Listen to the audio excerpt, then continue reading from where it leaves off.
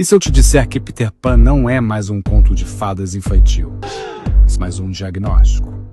Um diagnóstico de uma geração presa entre a irresponsabilidade da juventude e as demandas da maturidade.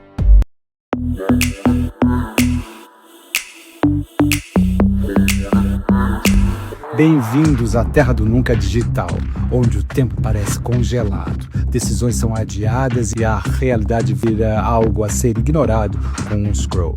Tudo é possível, menos amadurecer. Mas tem um detalhe: na Terra do Nunca o tempo não passa, mas você sim. Prepare-se porque o voo de volta é mais complicado do que parece, e a fada sininho agora tem um algoritmo.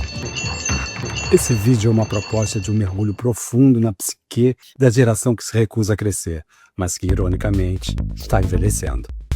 Através de uma lente crítica, por vezes irônica, fica claro o porquê do apelo da Terra do Nunca se tornar tão irresistível para jovens adultos. Não é sobre autoajuda, mas sobre uma análise crua de um fenômeno geracional. Esse vídeo não é só uma crítica, é um espelho. Mas diferente do conto infantil, aqui não há magia.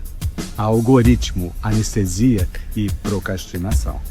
E o que era para ser um refúgio virou prisão. Por que crescer virou um bug? Você se lembra de quando a vida adulta parecia uma aventura e não uma armadilha? O que aconteceu?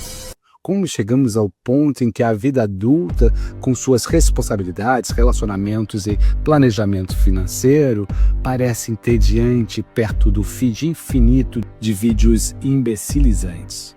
O tédio é um inimigo mortal. Qualquer desconforto precisa ser eliminado com uma notificação. Não é um fenômeno isolado.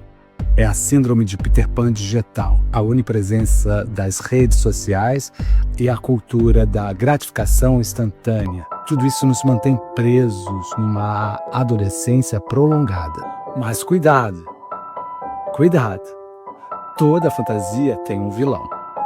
E o nosso Capitão Gancho moderno não tem tapa-olho e espada. Ele veste ternos bem cortados e entende de marketing digital e manipula sua dopamina como ninguém. O gancho é o algoritmo.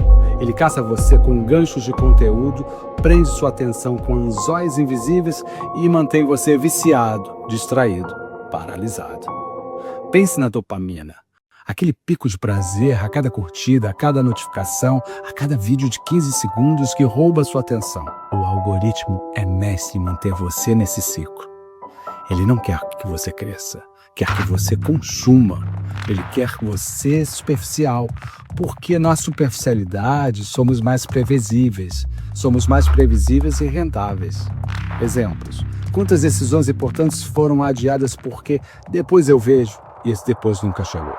O problema? O tempo está passando e não espera ninguém.